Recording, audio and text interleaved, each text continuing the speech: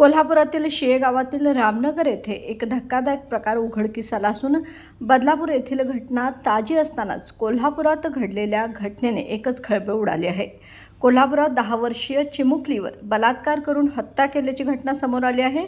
मुलगी 21 ऑगस्ट दुपारपासून बेपत्ता होती। कोल्हापुरातील शिळे गावात हा धक्कादायक प्रकार उघडकीस आला आहे। दरम्यान पोलिसांनी दोघांना ताब्यात घेतलं असून सध्या ते संशयित आहेत। बदलापूरमधील घटनेने संपूर्ण महाराष्ट्र हादरला असतानाच कोल्हापूरमध्ये घडलेल्या या घटनेने मात्र आता पुन्हा एकदा खळबळ उडाली आहे। शिरोली एमआयडीसी या हद्दीमध्ये जे आपण सध्या उभा आहोत हे रामनगर या ठिकाणी एक बिहारमधून साधारण 3 वर्षापूर्वी स्थलांतरित झालेलं कुटुंब राहतं। गुड्डू सिंग अग्रहरी असं ते कुटुंब प्रमुखाचं नाव आहे।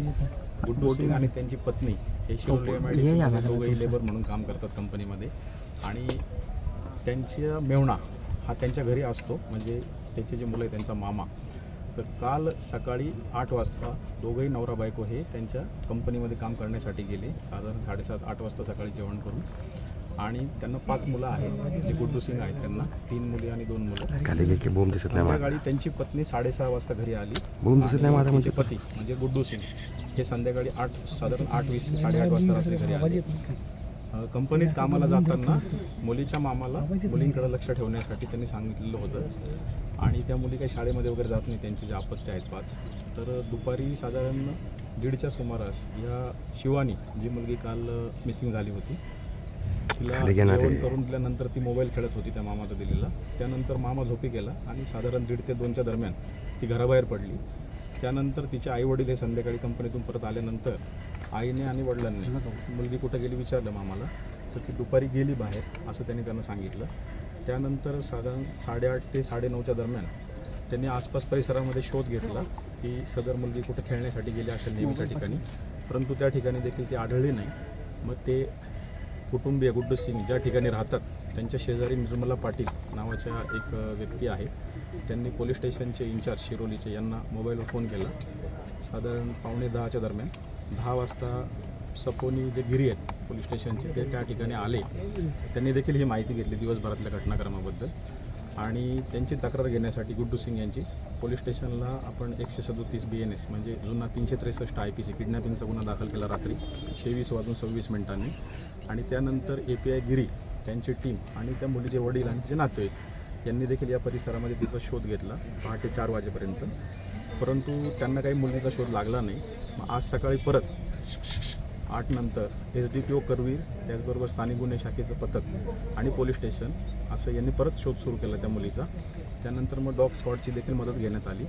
डॉग स्क्वॉडला त्या मुलीच्या घरातील जे आर्टिकल्स आहेत तिचे जे जुने वापरते फ्रॉक्स आहेत किंवा त्या इतर वस्तू आहेत त्याचा वास दिल्यानंतर डॉगने घटनास्थळ दाखवलं।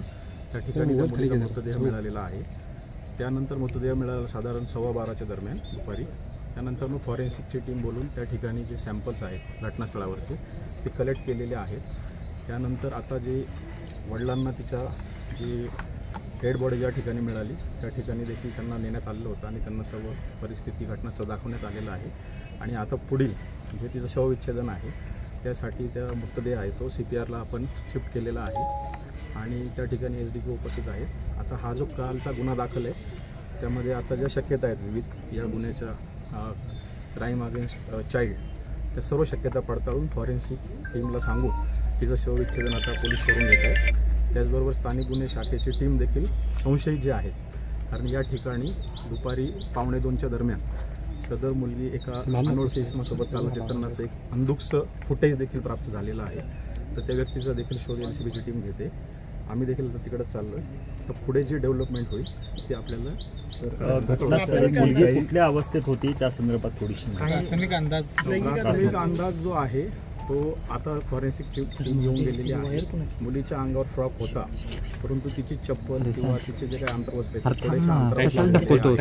त्यामुळे त्या देखील शक्यतेने आपण तिचं पोस्टमॉर्टम करतोय आणि पुढील तपास करतो। ताब्यात वगैरे घेतलंय एका संशयिताला ताब्यात घेतलेलं आहे स्थानिक गुन्हे शाखेने। आता पुढचं देखील इतर ठिकाणचं कुठलं CCTV फुटेज बघण्याचा आम्ही प्रयत्न करतोय आणि लवकरच त्याच्यामध्ये आरोपी निष्पन्न करतो। आपण कुठलीही शक्यता नाकारत नाही आता या स्टेजला, कारण आता हे खूप प्री मॅच्युअर होईल मी त्याच्यावर कमेंट करणं की कोण आरोपी असू शकतं। आपण सर्व अँगलने पडताळणी करतो।